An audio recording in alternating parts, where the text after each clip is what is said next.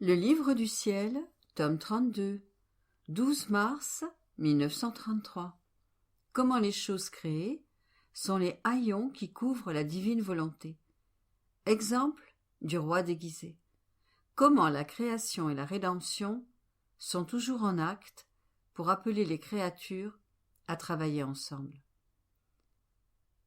Mon céleste souverain Jésus, cache-moi dans ton divin cœur, afin que je puisse, non pas à l'extérieur, mais à l'intérieur de ton cœur, commencer ce livre. Ainsi, la plume sera la lumière de ton divin vouloir, trempée dans la fournaise de ton amour, pour me dicter ce que tu veux me dire. Et je ne serai qu'une simple auditrice, qui te prêtera le papier de ma petite âme. Et c'est toi-même qui écriras ce que tu veux, comme tu le veux, et autant que tu le veux. Mon aimable maître, ne me laisse rien écrire par moi-même, sinon je ferai 1000 bêtises. Et toi, ma reine souveraine, cache-moi sous ton manteau. Défends-moi contre tout, et ne me laisse jamais seule, afin que je puisse accomplir en toutes choses la divine volonté. Après quoi, je continuais à penser à l'adorable Fiat.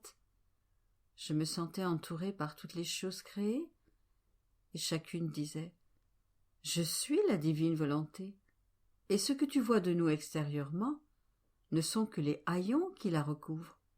Mais en nous se trouve une vie active et palpitante, et combien nous nous sentons glorieuses et honorées de former le vêtement de la divine volonté.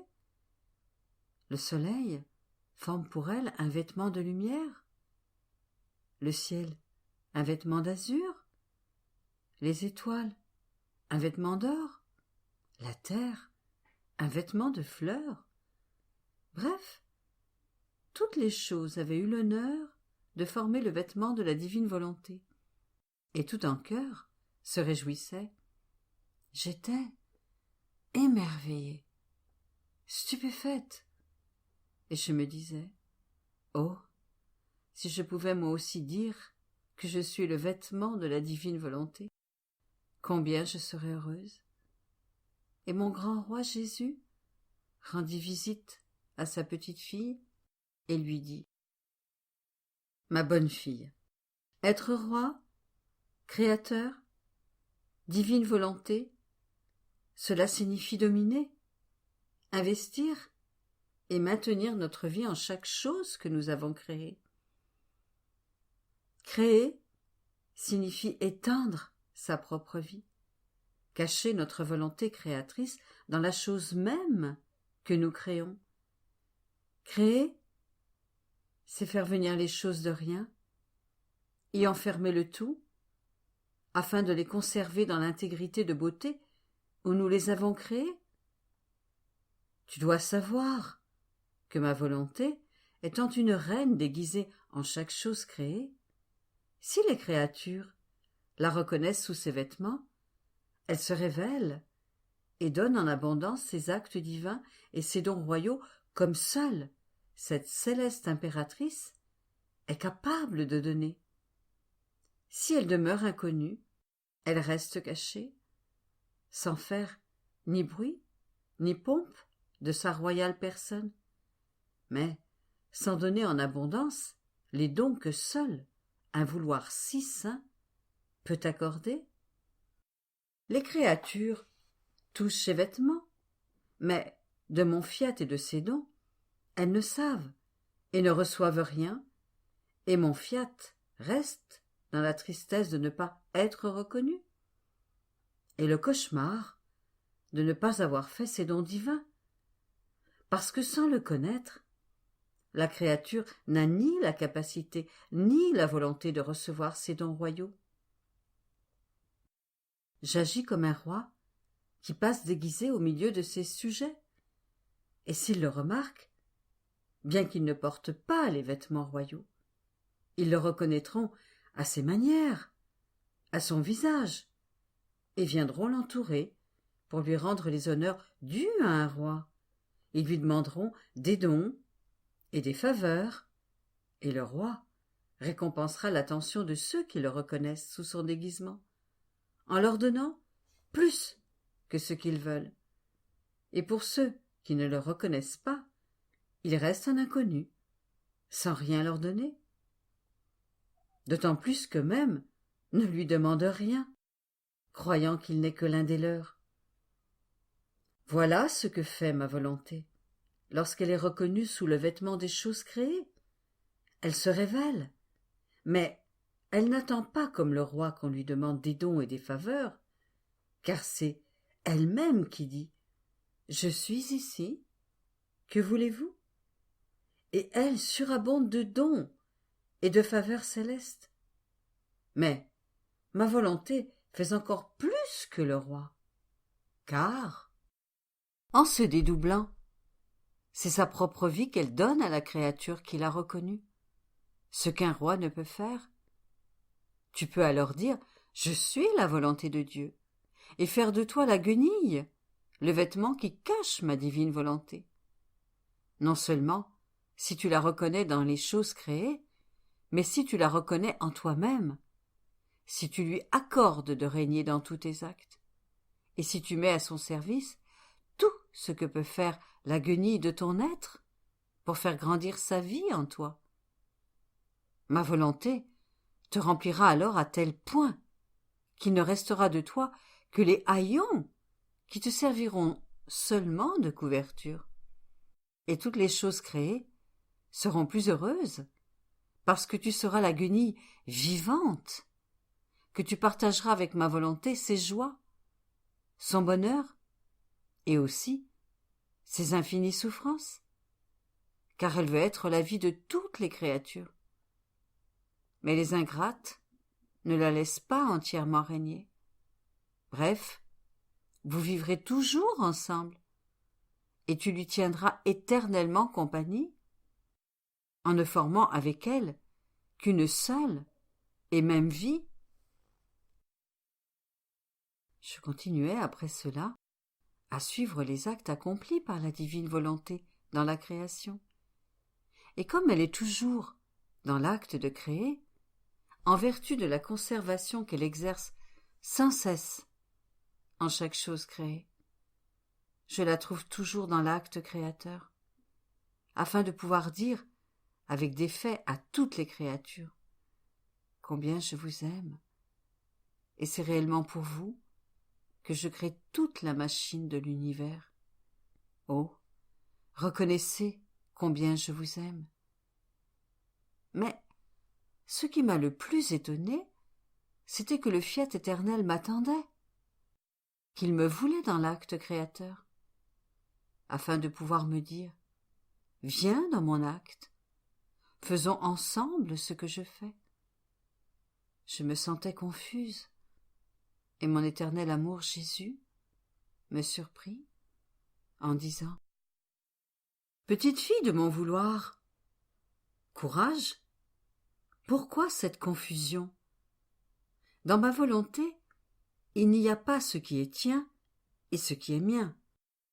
L'acte de l'un doit s'unir à l'acte de l'autre, pour n'en faire qu'un seul. Et lorsque la créature entre dans notre vouloir, elle demeure confirmée dans l'acte que mon fiat est en train de faire. Son amour et son industrie amoureuse sont si grands qu'il veut pouvoir dire à la créature « Nous l'avons fait ensemble ».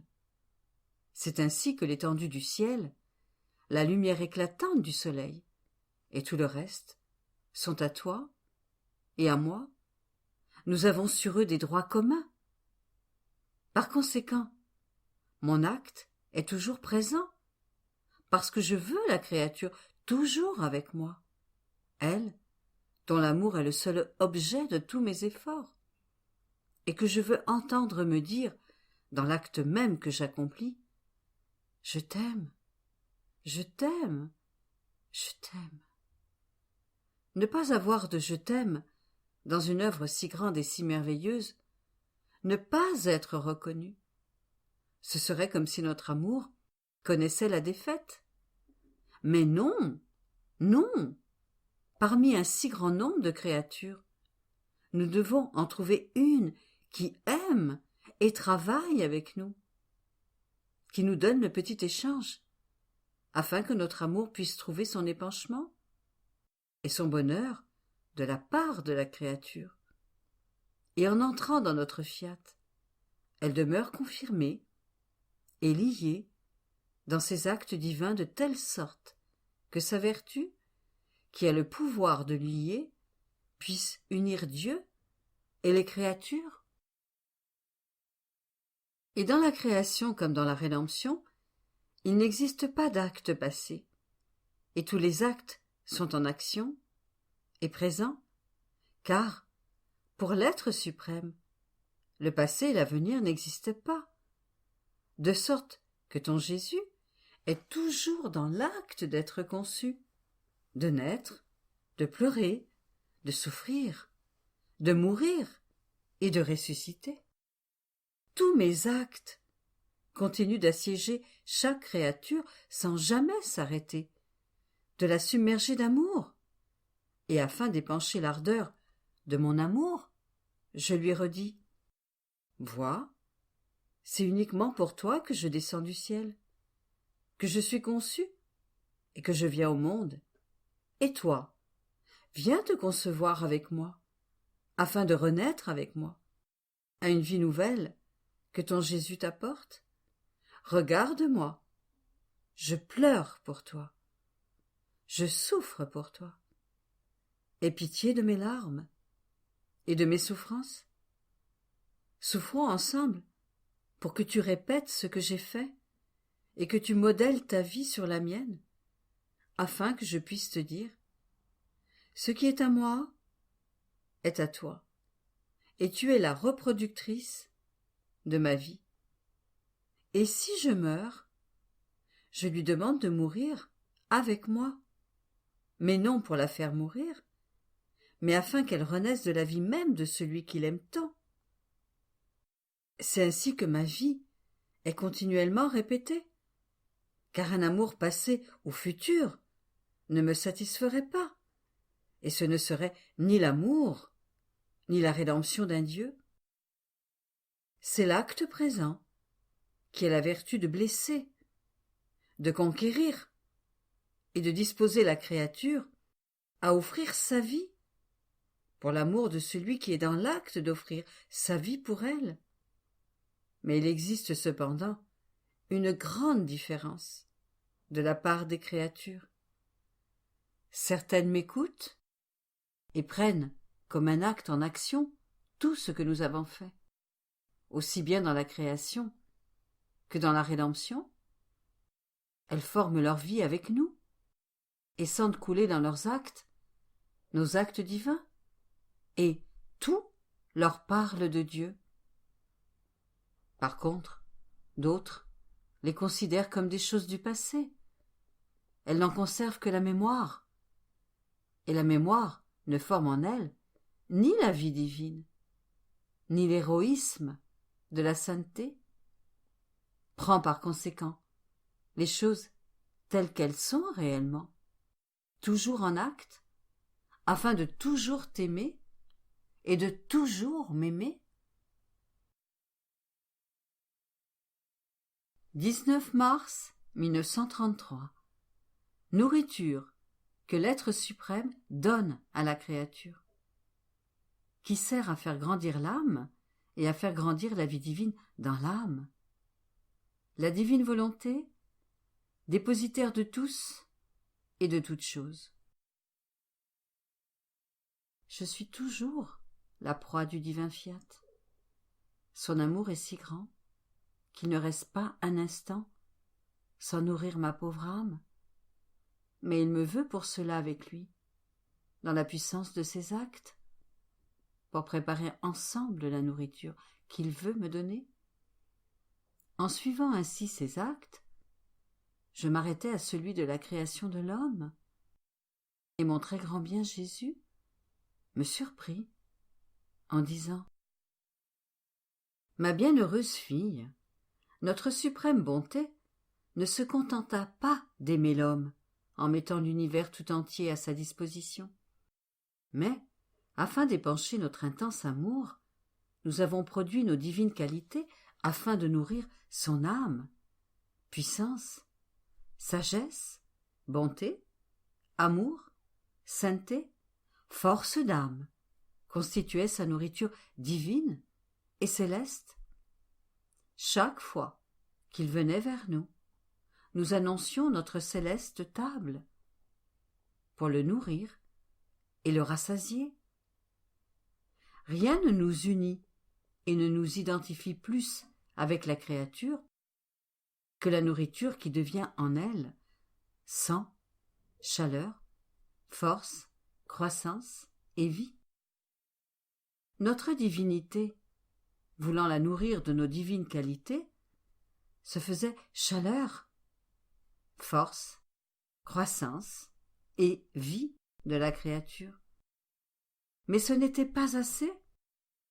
Digérée, cette nourriture ne faisait pas seulement grandir la créature toute belle et sainte, avec les vertus de la nourriture qu'elle prenait, mais servait à faire grandir la vie divine, qui ne s'adapte pas à la nourriture humaine, mais a besoin de cette nourriture divine pour grandir et former sa vie dans les profondeurs de l'intérieur de l'âme.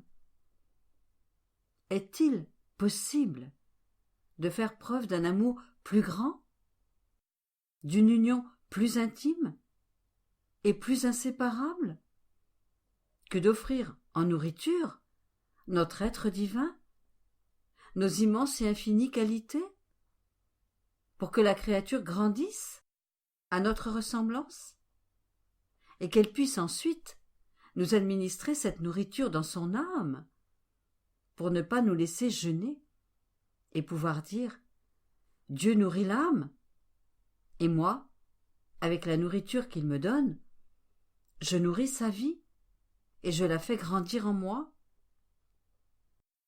L'amour est alors satisfait, lorsqu'il peut dire « Tu m'as aimé, et je t'ai aimé. Ce que tu as fait pour moi, je l'ai fait aussi pour toi. » Et comme nous savons que la créature ne peut jamais parvenir jusqu'à nous, nous lui donnons de ce qui est nôtre, et nous sommes ainsi égaux entre nous, heureux et satisfaits, la créature et nous. Parce que l'amour vrai se sent heureux et satisfait lorsqu'il peut dire « Ce qui est à toi est à moi ». Et ne crois pas qu'il en était ainsi seulement pour le premier homme. Ce que nous faisons une fois, nous le continuons toujours. Nous sommes maintenant tout à la disposition des créatures. Chaque fois qu'elle s'unit à notre volonté, qu'elle se perd dans la nôtre et la laisse dominer, c'est une visite qu'elle rend à notre être suprême. Et nous allons la renvoyer à jeun? Ah non! Non seulement nous la nourrissons, mais nous lui donnons de ce qui est à nous, afin qu'elle ait suffisamment de nourriture pour grandir, comme le veut notre vouloir, et pour que rien ne lui manque, pour continuer à faire grandir en elle notre vie. Et pour qu'il ne lui manque rien, nous lui donnons même en surabondance, de sorte que s'il manque quelque chose, c'est toujours de la part de la créature et jamais de notre côté. Après quoi, mon pauvre esprit continua à se perdre dans le divin vouloir. Et mon toujours aimable Jésus ajouta « Ma bienheureuse fille, ma divine volonté est dépositaire de tout ce qui a été fait par nous et de tout ce que les créatures ont fait.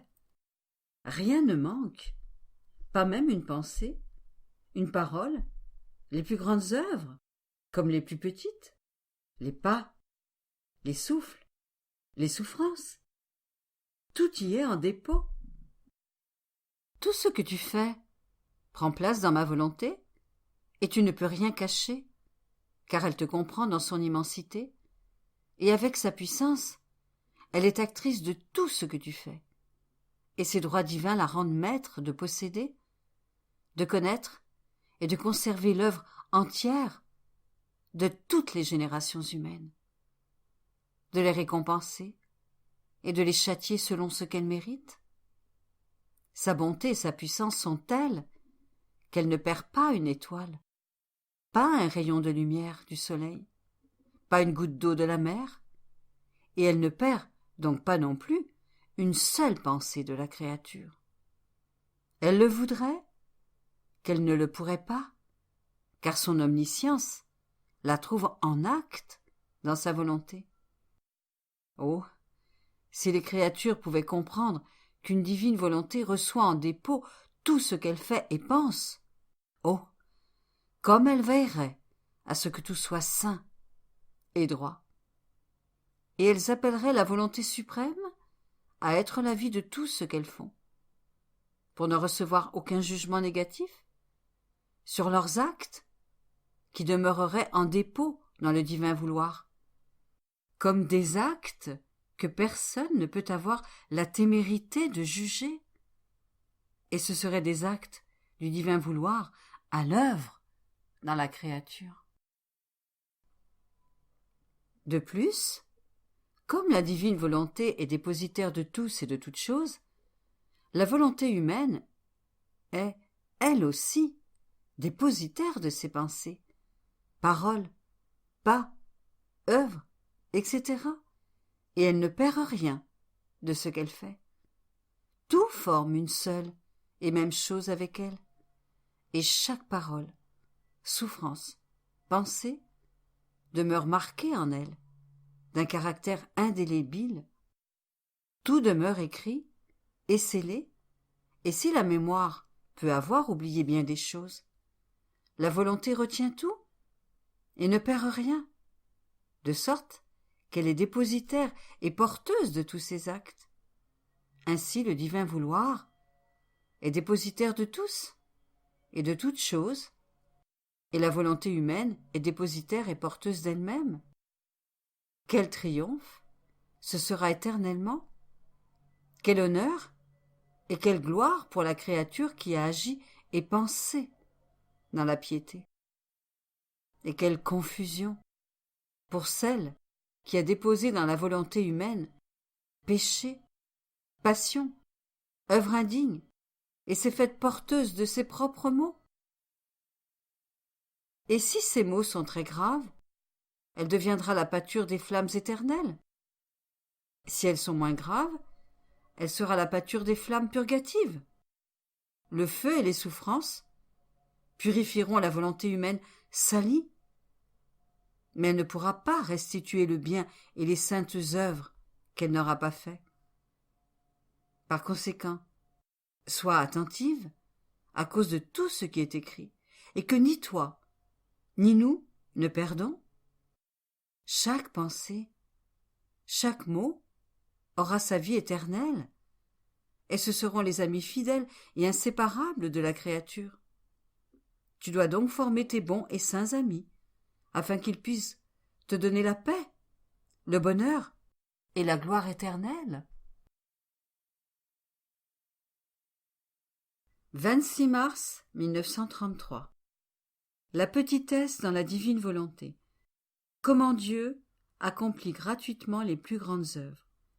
Exemple. La création et la rédemption, c'est-à-dire le règne de la divine volonté. Dans l'incarnation, les cieux se sont abaissés. Je me sens assiégée, investie par la lumière du vouloir éternel. Ma petitesse est telle que dans ma crainte, je ne fais que chercher à me cacher dans ce séjour céleste. Oh, comme je voudrais détruire ma petitesse elle-même pour ne plus ressentir que le divin vouloir. Mais je comprends que je ne peux pas le faire et que Jésus ne veut pas qu'elle soit totalement détruite, car il la veut vivante afin de pouvoir vivre dans un vouloir vivant et non pas mort, afin d'avoir son petit champ d'action dans ma petitesse qui, petite, incapable et faible, doit avec raison se prêter à recevoir la grande œuvre du divin fiat.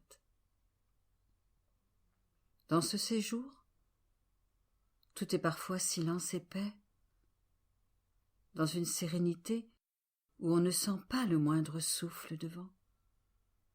D'autres fois, une brise légère nous rafraîchit et nous fortifie, et le céleste occupant Jésus se révèle et parle avec amour de son palais, de ce qu'il a fait et de ce que fait son aimable et adorable volonté. Et Jésus me dit: ma petite fille de ma divine volonté, tu dois savoir que la petitesse de la créature nous sert d'espace où former nos œuvres. Et, comme dans la création, le rien nous permet d'appeler la vie dans nos plus belles œuvres. Nous voulons de cette petitesse qu'elle soit vide de tout ce qui ne nous appartient pas, mais vivante, pour qu'elle puisse voir combien nous l'aimons, et sentir la vie des œuvres que notre volonté développe en elle. Tu dois par conséquent être heureuse de ta petitesse, sans en être maître, car c'est le grand sacrifice et l'héroïsme de celle qui vit dans la divine volonté, de se sentir vivante et de se soumettre à son règne divin, afin qu'elle puisse faire ce qu'elle veut, quand elle le veut, et tant qu'elle le veut.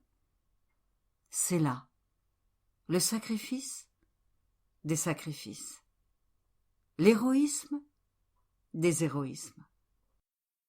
Cela te semble-t-il peu de choses pour une créature, de sentir la vie de sa propre volonté, sans qu'elle puisse s'en servir, comme si elle n'en avait pas le droit, de perdre volontairement sa propre volonté, afin qu'elle puisse servir ma volonté, en lui donnant tous les droits?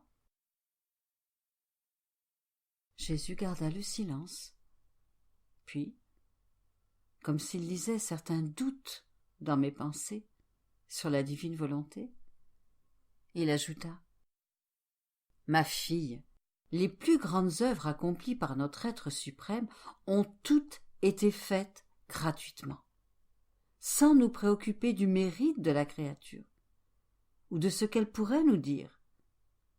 Pour que nous nous préoccupions de cela avant d'agir, il aurait fallu nous attacher les bras et ne plus travailler. Et même, si les ingrates créatures ne nous glorifient pas et que nous n'avons pas le bien de nous voir glorifiés et loués par nos propres œuvres, une seule de nos œuvres nous glorifie plus que toutes les œuvres ensemble, sorties de toutes les générations humaines. Un seul acte, accompli par notre volonté, emplit le ciel et la terre, et avec sa vertu et sa puissance régénératrice et communicative, il régénère pour nous tant de gloire infinie qu'il est à peine donné aux créatures de le comprendre. En fait, quel mérite l'homme pouvait-il avoir pour la création du ciel, du soleil et de tout le reste? Il n'existait pas encore, et rien ne pouvait nous parler. Si bien que la création fut une grande œuvre de merveilleuse magnificence de Dieu, et toute gratuite. Et la rédemption, crois-tu que l'homme la méritait? Tout était gratuit. Et si l'homme nous priait, c'était parce que nous lui avions fait la promesse d'un Rédempteur à venir. Ce n'est pas lui qui fut le premier à nous le dire, mais nous-mêmes. C'était notre décret, entièrement gratuit, que le Verbe prendrait chair, et il a été accompli alors que le péché, l'ingratitude humaine, parcourait et inondait la terre. Et s'il peut leur sembler qu'ils aient fait quelque chose, ce furent à peine des gouttelettes, qui ne pouvaient mériter une œuvre si grande. Cela relève de l'incroyable, qu'un Dieu se fasse semblable à l'homme pour le mettre en sûreté, et qu'il en arrive à l'offenser si grandement. À présent, la plus grande œuvre, qui est de faire connaître ma volonté, pour qu'elle puisse régner parmi les créatures, sera une œuvre toute gratuite, et c'est une erreur de croire qu'il y aura un mérite de la part des créatures. Ah oui, il y en aura, comme les gouttelettes de mérite des Hébreux, quand je suis venu les racheter. Mais la créature est toujours la créature.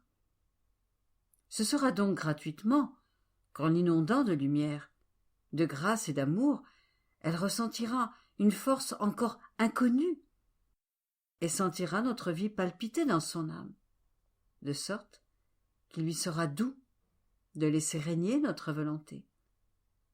Notre vie existe encore dans l'âme. Nous la lui avons donnée au commencement de la création, mais elle est si réprimée et cachée que c'est comme si elle ne l'avait pas. Elle est comme le feu sous la cendre, qui la recouvre si bien qu'elle ne sent pas le bienfait de sa chaleur. Mais que survienne un grand vent, les cendres sont emportées, et le feu de sa vie est ressenti à nouveau. Ainsi, le grand vent de la lumière de mon fiat mettra en fuite les maux, les passions qui, comme la cendre, cachent la vie divine. Et la sentant vivante, les créatures auront honte de ne pas avoir laissé régner notre volonté. Ma fille, tout sera dit avec le temps, et celles qui ne croient pas seront dans la confusion. Après quoi, je suivis la divine volonté dans l'incarnation du Verbe, pour faire ma course d'amour, d'adoration et d'action de grâce dans cet acte si solennel, si rempli de tendresse et d'excès d'amour, que le ciel et la terre en restaient muets et tremblants, sans trouver les mots pour exprimer un amour aussi incroyable. Et mon doux Jésus, avec une tendresse à briser le cœur, me dit : Très chère fille, dans mon incarnation, l'amour était si grand que les cieux se sont inclinés et la terre s'est élevée. Et si les cieux ne s'étaient pas abaissés, la terre, n'ayant pas la vertu de pouvoir s'élever, c'est le ciel de notre être suprême qui, dans un excès d'amour, le plus grand qui fut jamais, s'est abaissé pour embrasser la terre et l'élever jusqu'à lui, pour l'unir à lui-même, pour avoir avec elle une vie commune et former non seulement un excès d'amour, mais une chaîne continuelle d'excès, restreignant mon immensité dans le petit cercle de mon humanité. Pour moi, la puissance, la force et l'immensité étaient ma nature, et en faire usage ne m'aurait rien coûté. Ce qui me coûtait était que dans mon humanité, je devais restreindre mon immensité et être comme si je n'avais ni puissance, ni force, alors qu'elles étaient avec moi et inséparables de moi, et je devais m'adapter aux petits gestes de mon humanité, uniquement par amour. Mon humanité est descendue dans tous les actes humains, pour les élever et leur donner la forme et l'ordre divin. L'homme, en faisant sa volonté, avait détruit en lui la voie et l'ordre divin. Et ma divinité, recouverte par mon humanité, est venue refaire ce que l'homme avait lui-même détruit. Est-il possible de manifester un amour plus grand envers une créature si ingrate ?